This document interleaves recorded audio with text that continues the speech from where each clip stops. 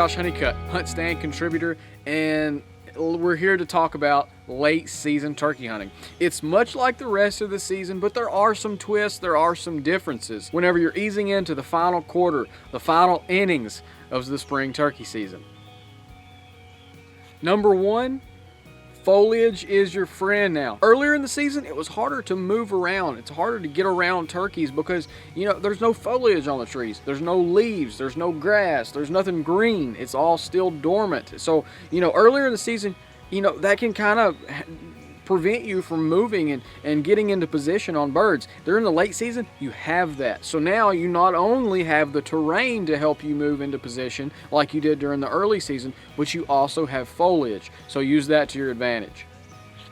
Number two, adjust your calling. It's, your calling might not vary much from the early season and the mid-season, but there might be times where you need to make adjustments. So you might need to be a little more conservative. You might need to be a little bit easier on the call, so to speak, because those turkeys, they might not be as receptive to that aggressive stuff. Then again, they might be. It's all about taking those turkeys' temperatures.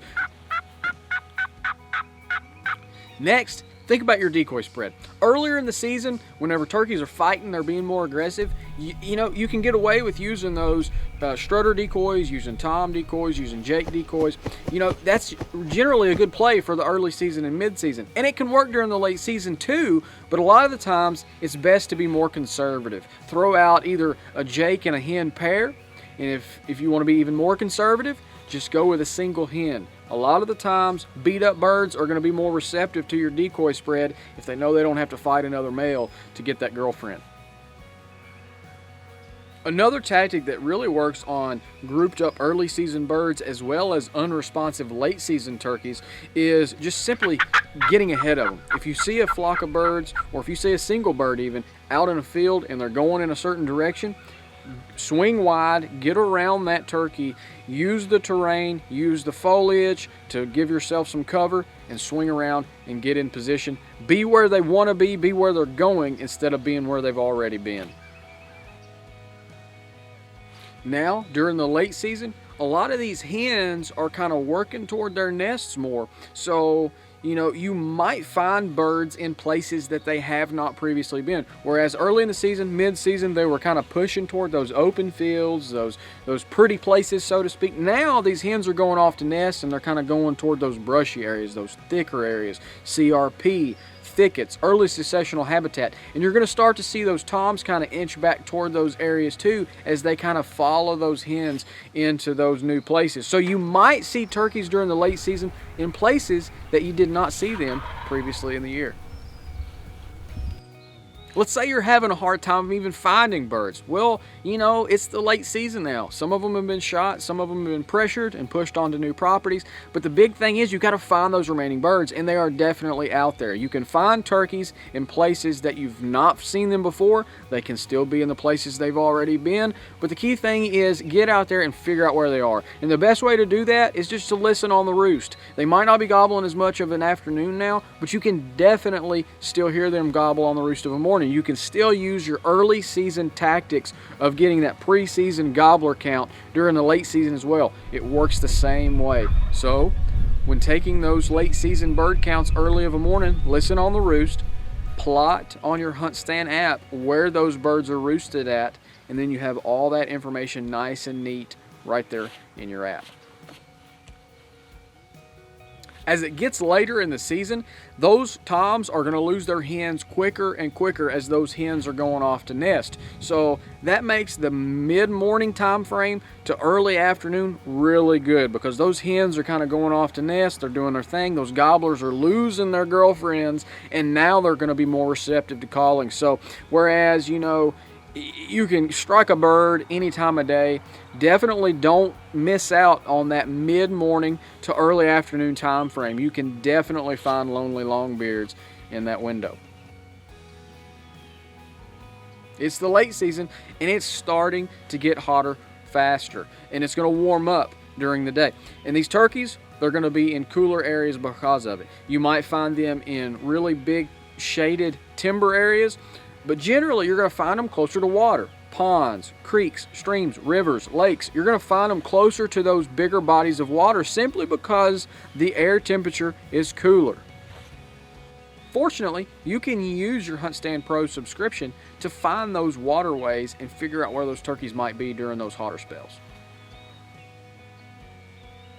Next, as it gets warmer, the bugs get bigger and they get badder and they get meaner and they bite more. So definitely take your Thermacell, your whatever it is you use for insect repellent, whatever that method might be, use it. You're going to need it during the late season.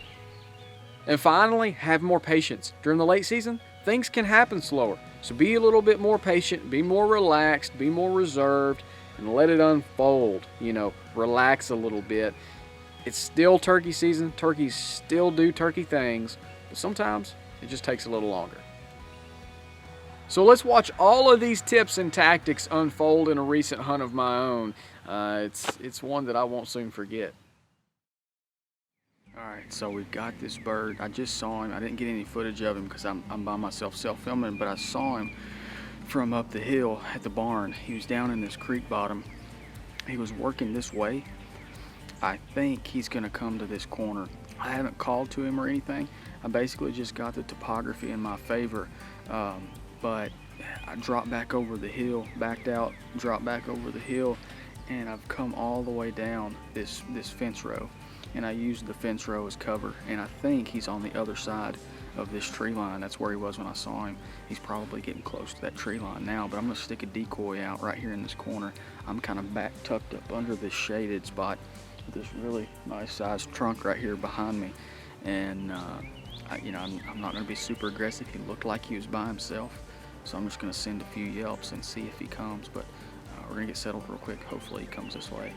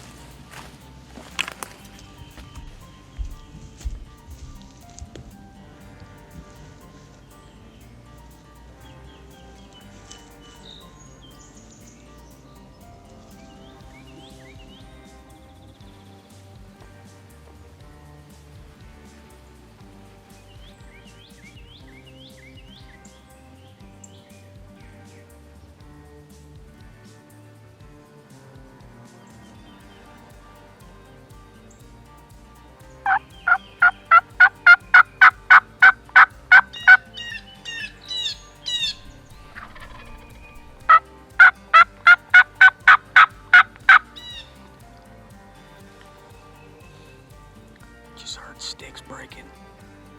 I don't know if he's across the creek or if he's on this side, but I heard some sticks breaking up there. Either way, he's close. I can hear him spitting and drumming.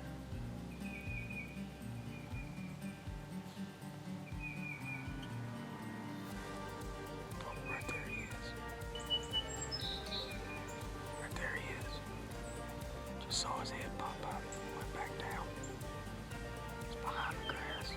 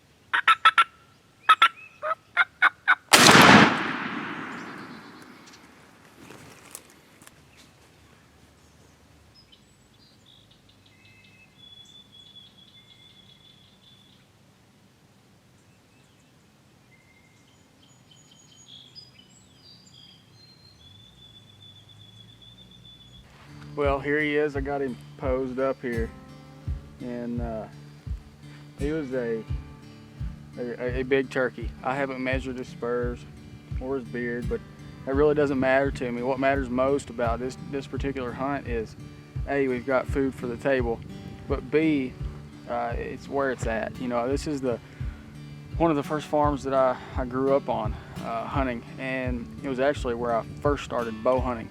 And you know, I have a lot of memories here with my dad and the rest of my family. Spent a lot of time here. My great-grandfather, this is his farm, and he passed away about a month ago, and so it's this was a tribute to him and all that he meant to our family. So this one's for Peepaw, and hopefully there's more down the line, but if there's not, we'll certainly be thankful for the time that we had here, and we have a lot of memories that we'll never forget.